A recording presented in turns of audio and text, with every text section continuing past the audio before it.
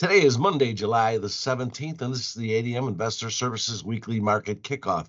Please note that the views and opinions expressed here today are solely those of our guests and should not be construed as the views or opinions of ADM Investor Services or ADM. Today's guests are Mark Soderberg, ADMIS Senior Ag Analyst, and Alan Bush, ADMIS Senior Financial Economist. Starting with the grain markets this morning, Mark, with the collapse of the Black Sea grain deal over the weekend, what impact will this have on the agricultural markets? Well, in the short run, it will continue to be a source of great volatility, primarily for corn and wheat. Prices did shoot up overnight after failure to see a last-minute extension to the deal. Prices have now backed off pretty aggressively this morning. Since implementing the deal almost a year ago, it's been very effective in allowing Ukraine access to the global supply chain. Despite the war, roughly 32 million metric tons of agricultural goods were shipped through the Black Sea in the past year. Total corn and wheat exports last year were able to reach 45 million metric tons, and that was not too far off their record exports of 50 million metric tons just 4 years ago. So if the Black Sea remains closed to Ukrainian exports, their supply routes would be limited to Eastern Europe via land or the Danube River. So either way, a much more costly means of transporting grain to the global marketplace, which will be makes them less competitive. The trade pact, if the trade pact is not renewed, it'll probably it should not have been a shock to the global marketplace right now, as Russia has really threatened for weeks that they would not be renewing the deal.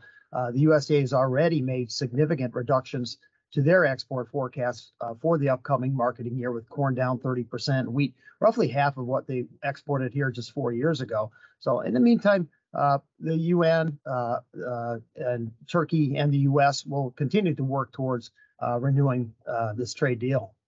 Mark, China's been slow in buying 2023 soybeans from the U.S. Do you see this changing soon? Yeah, U.S. Commitments to China sit at only 63 million bushels, another 50 million to unknown buyers. These totals are down 70% from where we were at just a year ago, and the lowest since 2019, when we were in the midst of a trade war with China. So yeah, very slow start.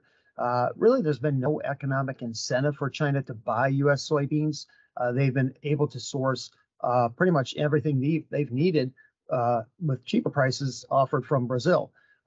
This price discrepancy, however, is changing rather significantly here in the last couple of weeks. And now you start looking out 2-3 months from now into this fall, U.S. prices are on par with or even slightly cheaper than Brazilian supplies. So yes, I would expect to see this change significantly here, and more buying from China, that despite the lower acres and the fact the USDA did lower their export forecast 125 million bushels in last week's report.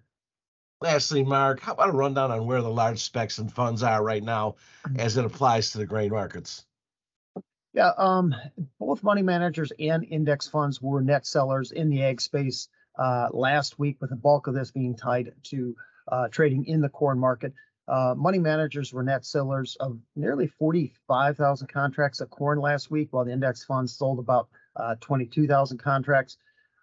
In total, money managers are now long just over 250,000 contracts in the ag space, a moderate long position.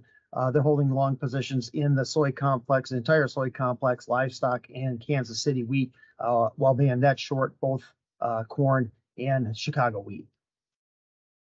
Alan, turning toward the financial markets, which economic reports this week are likely to have the most impact on the markets? Okay, well, first of all, on Tuesday, we'll have June retail sales. That's expected to be up 0.5%. Industrial production for June guessed at unchanged, and capacity utilization for June anticipated to be 79.5%. Then on Wednesday, we'll have June housing starts guessed at 1.48 million, permits at 1.489 million.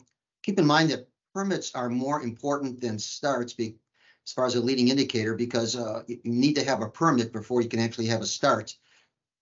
And Thursday, we'll have the June existing home sales report guessed at 4.23 million, and June leading indicators at down 0.6%. And we haven't talked much about the gold market recently. What are the fundamentals affecting the gold futures?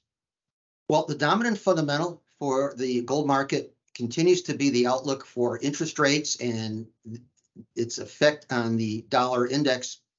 So there are increasing expectations for a less hawkish Federal Reserve later this year. That would be after the likely interest rate hike at the upcoming July 26 meeting. So that's the dominant fundamental supporting the gold futures market.